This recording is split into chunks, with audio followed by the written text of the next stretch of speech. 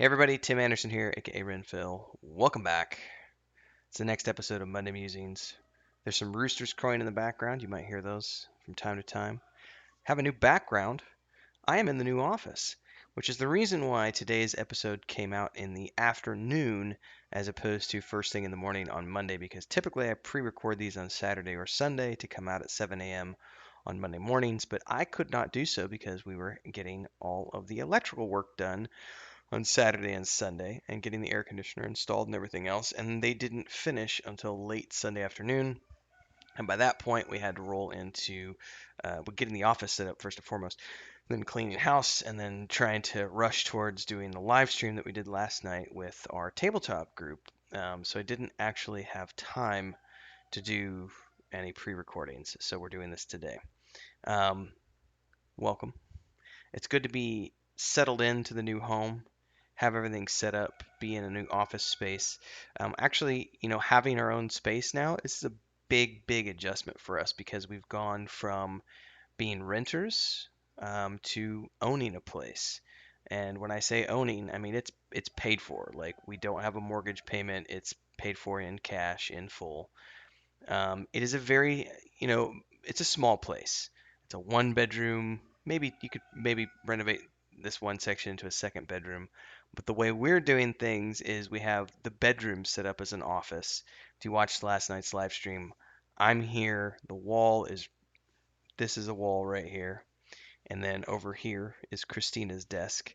And the door is back there in that corner going out. Actually, not a door, it's just an open walkway where we have a curtain set up right now, a big towel. Anyway, I digress. The bedroom is our office. We're actually sleeping in the living room. We have our mattress and bed and everything set up there. And then the dining area is something we're going to renovate into an art studio for Chris so that she can do paintings and everything else. We're just going to, the living room is just going to be our bedroom. There's no reason not to have it be our bedroom. And then we have the kitchen and then the backyard. And I will be documenting the renovation process here on YouTube. I've debated that long and hard because I know it'll throw off the algorithm to some degree because everything I do here on the channel is related to gaming and TV shows and pop culture and stuff. And throwing home renovation stuff into the mix and homesteading type content might upset the algorithm, but I'm going to do it anyway. So expect to see some of that stuff coming into the pipeline. We're in stage two of the office renovations right now. I'm actually going to do a video after I finish with this on my phone just to record and show everybody what it looks like now that it's been renovated with the air conditioning and everything. And then we will be getting to we got to repaint everything. Um, yeah, that's all got to be done. So, um, work in progress is what this is. And before we can repaint, we got to get the plumbing fixed.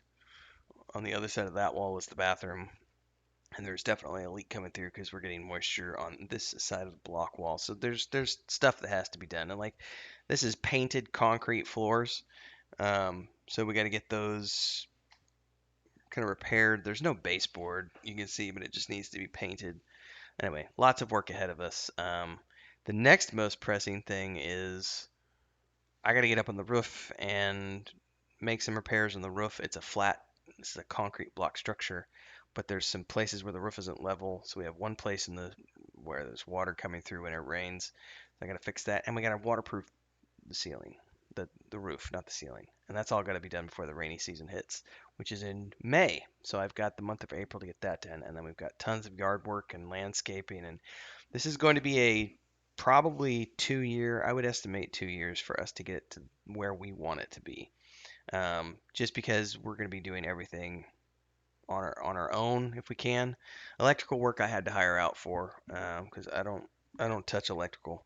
Plumbing I can do, carpentry I can do, any ceramic block painting, all that stuff I can do. Um, so if you like that kind of stuff, stay tuned. We'll have more of that coming. Not more of it, but we will have some of that coming soon.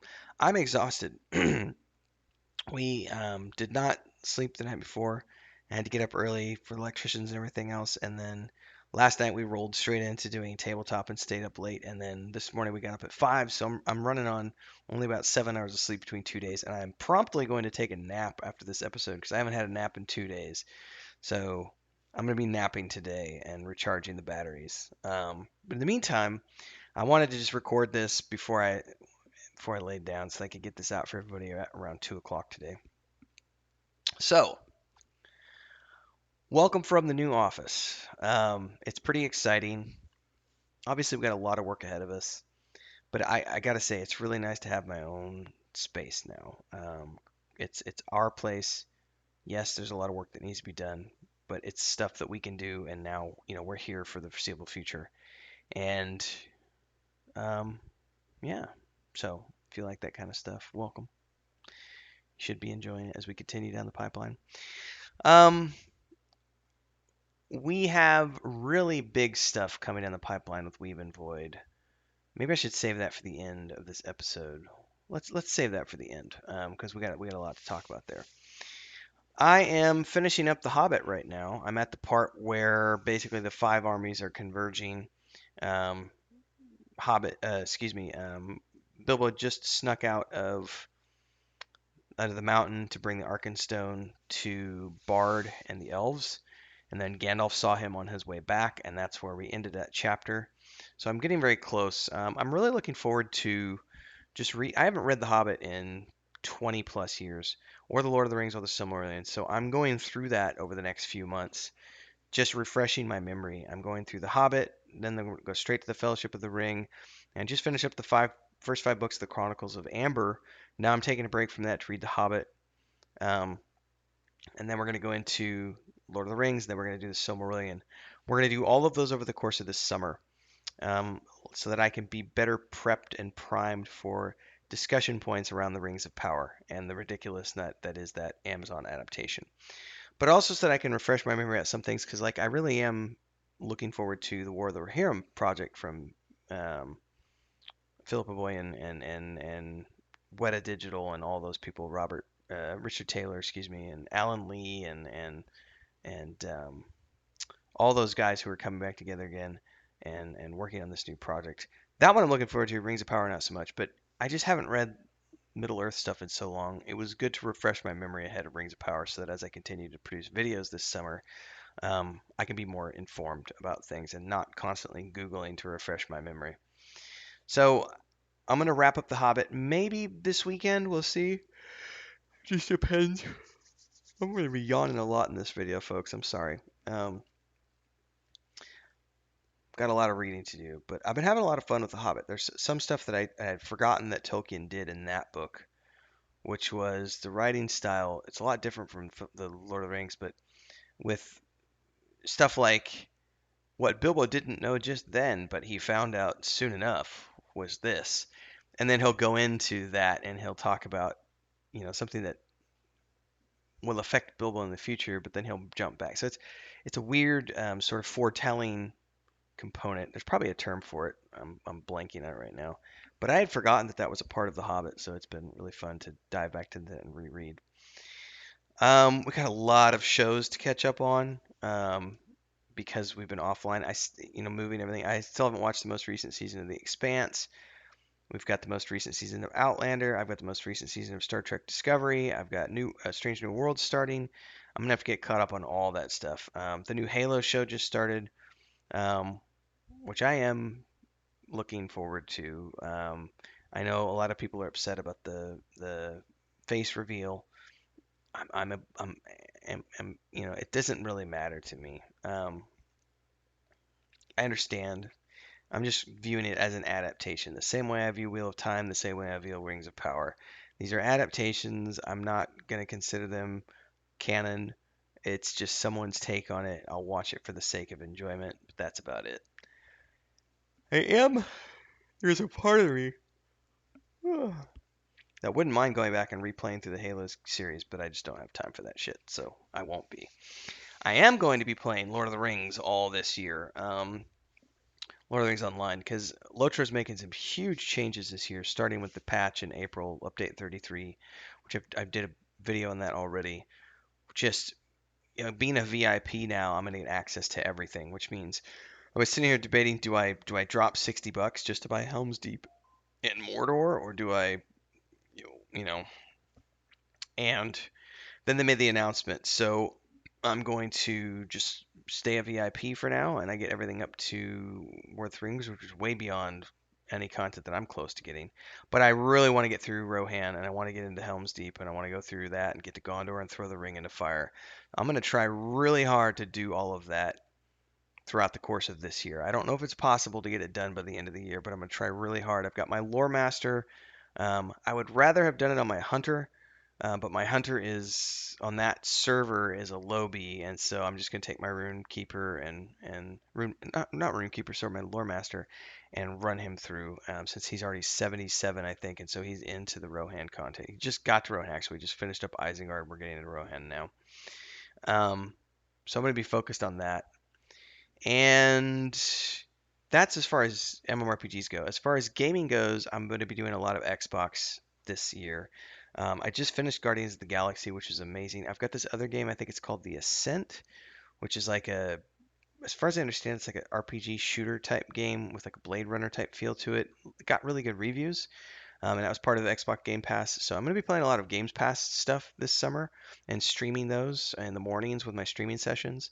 And then I am going to pick up the Lego Star Wars Skywalker Saga, which is coming out April 5th, I think. And I'm going to be streaming that. So for the next like 8 or 9 days until that comes out, I'm going to be streaming this game called The Ascent because I just finished up Guardians of the Galaxy this morning. I'm going to do a review of Guardians of the Galaxy here on my channel.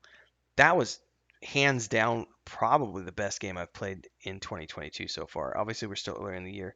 It's probably the best game I've played in the last year. Really good narrative, amazing visuals, um, just really good writing and voice acting and um, capture performance capture and everything else. I mean, 10 out of 10, hands down, 10 out of 10 for Marvel's Guardians of the Galaxy, which came out I think last year, 2021. Just great game. So have a review up on that soon. And I guess yeah, let's talk Weave and Void stuff. So last night we got together with Nathan, Simmer, Bounty Code Sparrow, my brother, Chris, and I, and we had our first live stream since we finished up the Lost Mine Vandelver campaign, and we started talking about what's coming down the pipeline. Everybody's really excited to be starting the Weave and the Void campaign. They've been given the source book, draft one of the source book, like 2 weeks ago, and I'm working on draft 2.0 right now. So they're getting familiar with the world and everything else. They're already starting to formulate plans for what they want to play, um, and starting to get into the lore and the setting and everything else. And over the next few weeks on the Weave and Void Twitch channel, we're going to be doing like a recap of the campaign and what we love about tabletop and Incarnate and Fantasy Grounds and all this other stuff.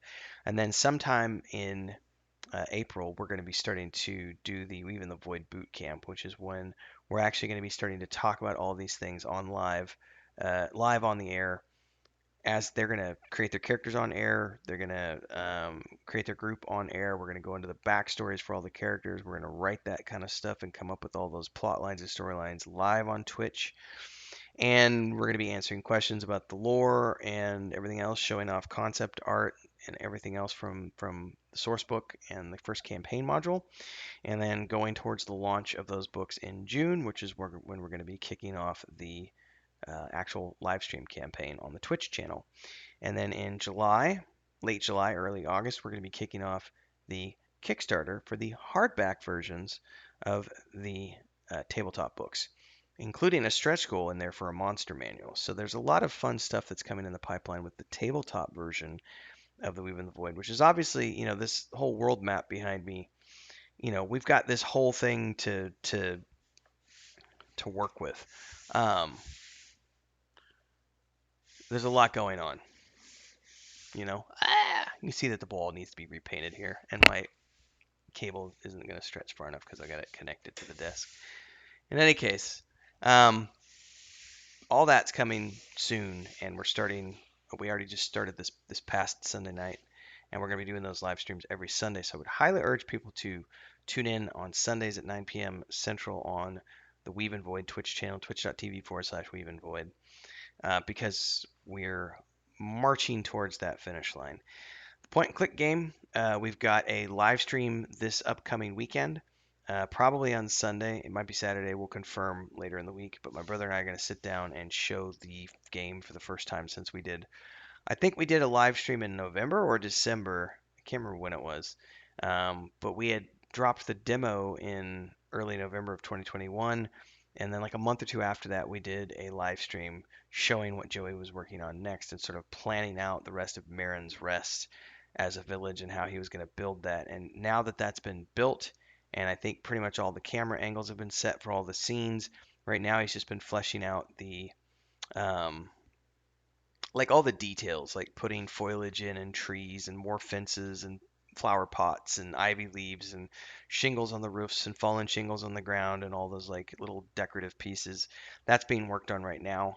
And we're going to do a showcase of that. It was supposed to happen yesterday on Sunday, but because the electricians had the power off until about 3:30 in the afternoon, um, just we decided to push it back because there was no realistic way that I was going to be able to get the house cleaned and the office set up and then be able to stream that with him.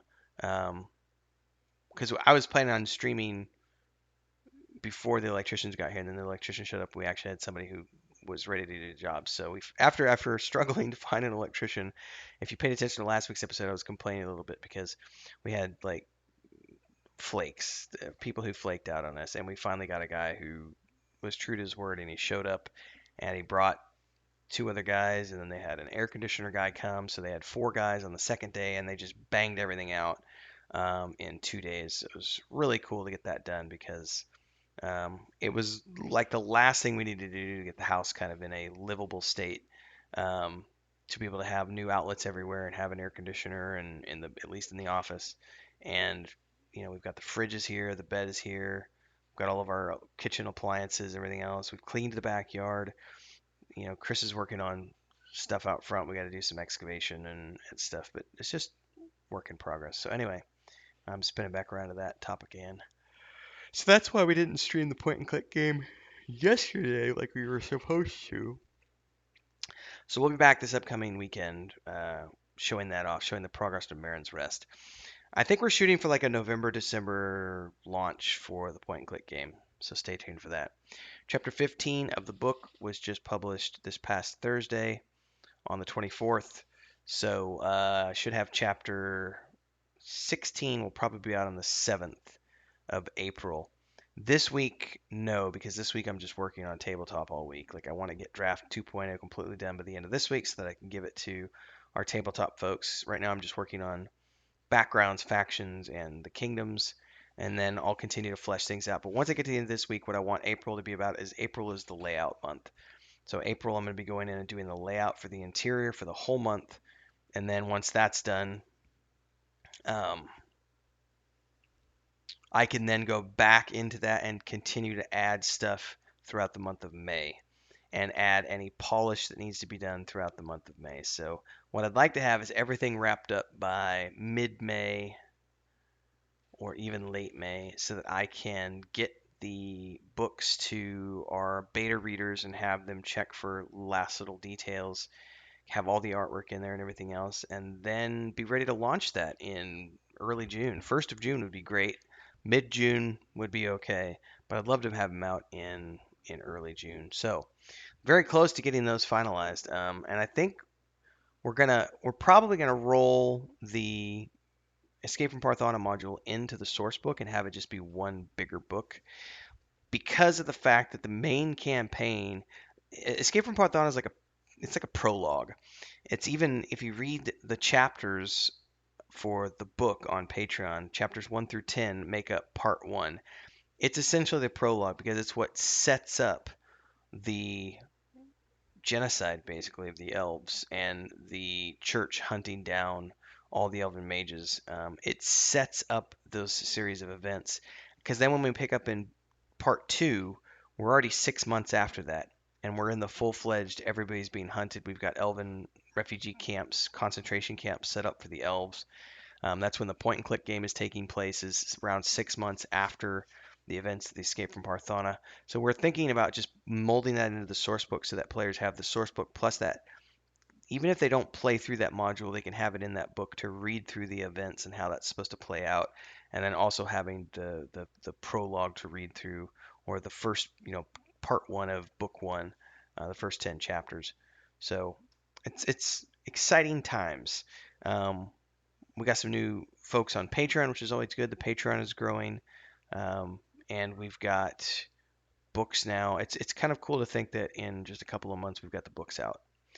Hardback's another thing, but like I said, we're gonna do a Kickstarter for hardback, and that was literally as a result of the YouTube poll that I did, and we had like 50 people who voted, and 80+% said we would back a Kickstarter for hardback versions of the books, and so it was like, well, I guess we'll just do a Kickstarter. We're not gonna do a big Kickstarter. It's gonna be a small niche thing, probably a $5,000 goal.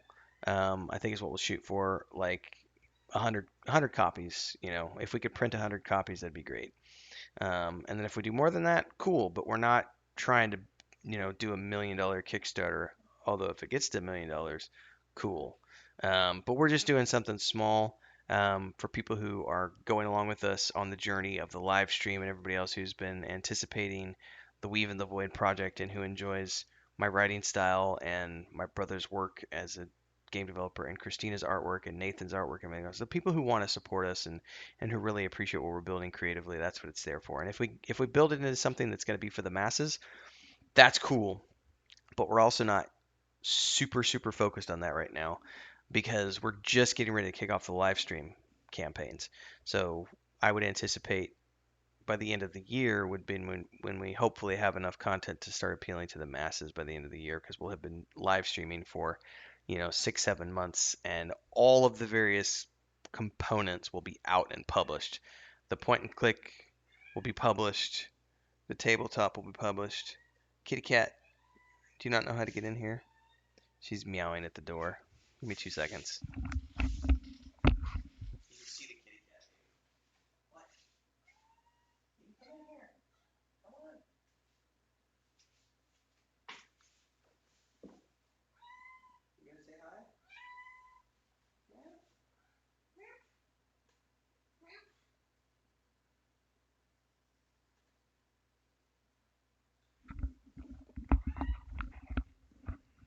My little stray that we've adopted. No, you've had plenty to eat today, girl. You don't need any more. Or at least you've had plenty to eat this morning.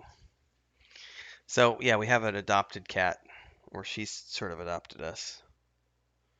Um, well,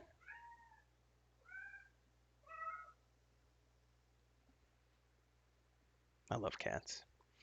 Anyway, where was I? Weaving the Void stuff. So, yeah, stay tuned for all of that because it's all coming to the pipeline. And I would highly suggest, if you haven't already done so, get on over to the Patreon page, patreon.com/wandering hermits, and get pre ordered.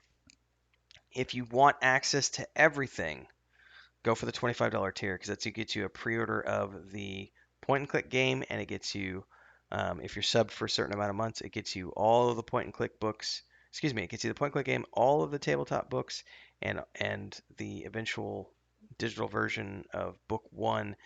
Otherwise, you can go for the tabletop books themselves, and you get those plus the book one when it's published. There's lots of different tiers, so check that out. She doesn't know how to get out. Get out. Hang on, 2 seconds.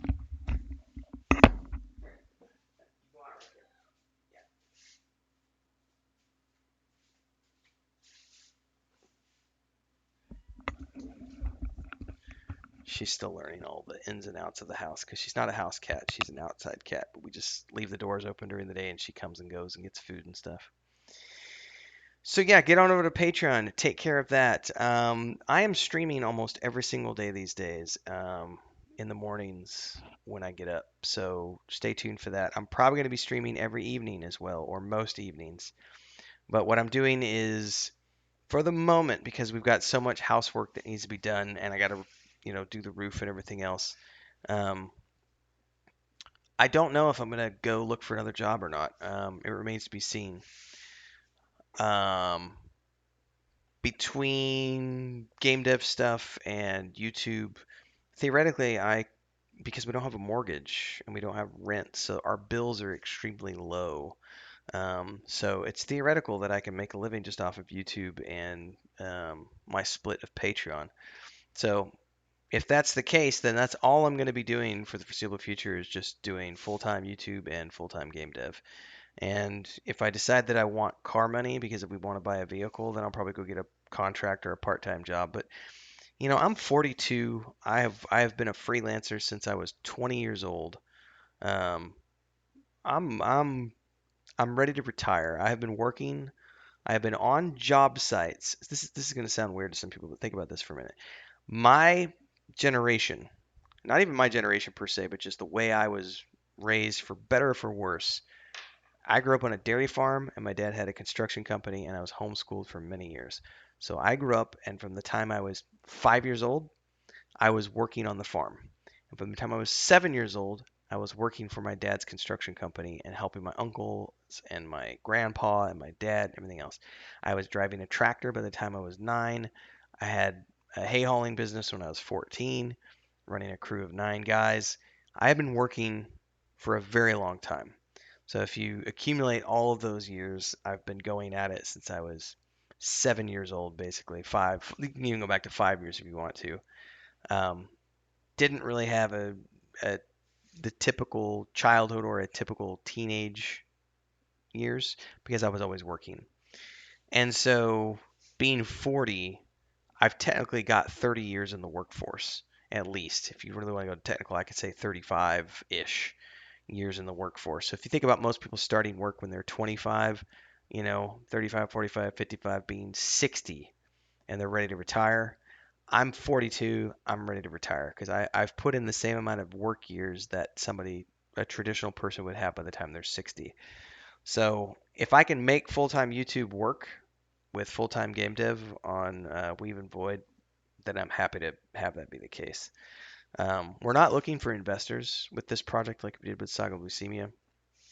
Um, we are pursuing grants and we have some funding, um, which is nice. But yeah, for those of you who want to support, I would say memberships on YouTube and Patreon. Patreon's going to be the best way because that helps Chris, myself, and my brother at the same time, and it helps us pay Nathan Napalm even more because we want to be able to have him do more stuff down the future. And we have some artwork that we also want to pick up from another artist.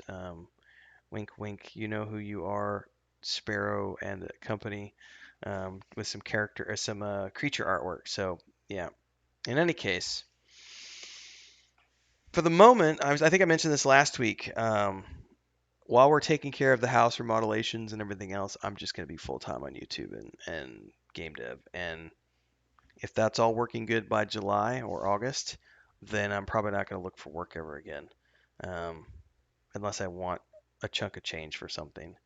Um, we'll see. It's a very nice place where we're at. I'm not gonna say where we're at because I don't want crazy people hunting me down on the internet.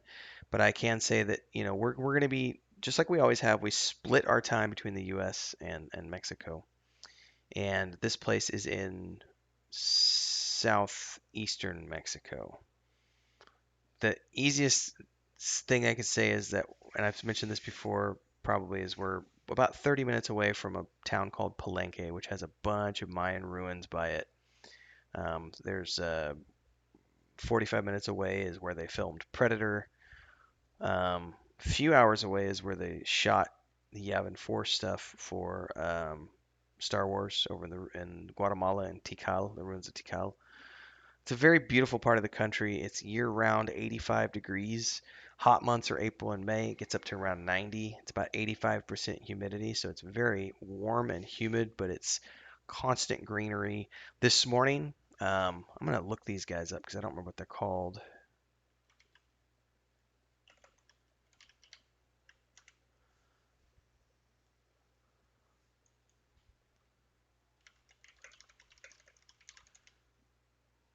No, that's not what that is. And I don't know how to spell it. So, But we have tropics around here, and so this morning we could hear them. They're not close to here, but we could hear them because it was a very clear morning. But they're called cerohuatos, which are like a type of howler monkey. And if you're driving down the highway out here at early morning, you'll see them. They've actually got walkways built across the highways. It's like pedestrian walkways, but they've got them built for the monkeys. And so you'll see the families going across from one side of the forest to the other across the top of the highway. It's really cool.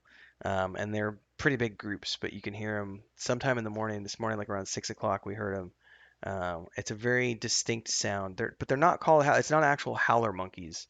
Um, I don't think. Um, they're similar to howler monkeys, and I'd have to get when Chris gets back, she can tell me how to spell it because I don't know how to spell it to look up what it is in English. But there's a lot of cool animals and wildlife here. Um, if you like iguana, chicken of the tree, baby. Um, lots of farms out here, fresh dairy. Like we can buy cheese out front. One of the guys who goes to church next door sells cheese like every week. Fresh queso Oaxaca, queso fresca. It's a very small town, like 20,000 people. So it's a very big change of pace for us because we went from living in like one of the top three largest cities in the world and living downtown Mexico City, like literally less than a block away from the American Embassy where we were located. So like in the heart of Mexico City with nothing but skyscrapers. Um, Going from that to the countryside is a big difference, but if you've been watching the morning streams, like everybody's got chickens, ducks, turkeys, um, animals, pigs. Um, they all have small wildlife. Everybody's growing their own gardens. Everybody's got um, their own little thing going on. Everybody, all the neighbors like make food to sell outside, so it's like you can talk to any neighbor. And this lady has tacos de cochinita pibil. This person has tamales, and this person has sopes and all this different stuff. So if you like Mexican food, there's lots of good stuff, and it's homemade. So it's literally is comida casero, no es de la casa. It's literally from people's homes, and all of the ladies are up at like 3:30, 4 o'clock in the morning. If you get up early like I do, and you're up at 4:30 in the morning, 4:30 in the morning, it smells divine because every house around you is cooking something. So you can sit out there with your coffee and just be like, I'm hungry. um, it was pretty brutal here the first week without air conditioning, but now that we've got AC, obviously now it's just onwards and upwards, ladies and gentlemen, being a first-time homeowner, and we have to fix stuff around here. So I'm rambling at this point. I'm tired. I'm gonna go take a nap. I'm 30 minutes in, so that's good enough for today's Monday Musings. Thanks so much to everyone for your support. I really appreciate it. Whether you're just here as a viewer, it helps out because, ad revenue is not a lot, but it does help out. And if you do want to support the full-time adventures of me on YouTube and in-game dev, then join as a member here or go join on Patreon. Both are great ways. I would prefer Patreon just because there's a lot more stuff that we offer on Patreon. I'm not offering that much on YouTube yet for memberships. Check out the Discord if you haven't already done so below. Most of the people who watch these already know all this stuff, and a lot of you are already supporting on Patreon, so and also on YouTube as a member. So thank you so much for your support, everybody. I really appreciate it. If Chris was here, she would say thanks as well, but she's out doing errands at the moment. Um, Stick around. We've got more stuff coming in the pipeline. I will be getting back now that we got the office set up. I got to get a painting station set up because I need to get back to miniature painting because we got miniatures that are going to be part of the Kickstarter this summer, and those will be live streamed over on Leaving the Way Twitch. And we got to still do our Etsy store, which we had paused the launch of while we were moving, but now that we're moved, we can get all that stuff up and going. So see you next week, everybody. Bye.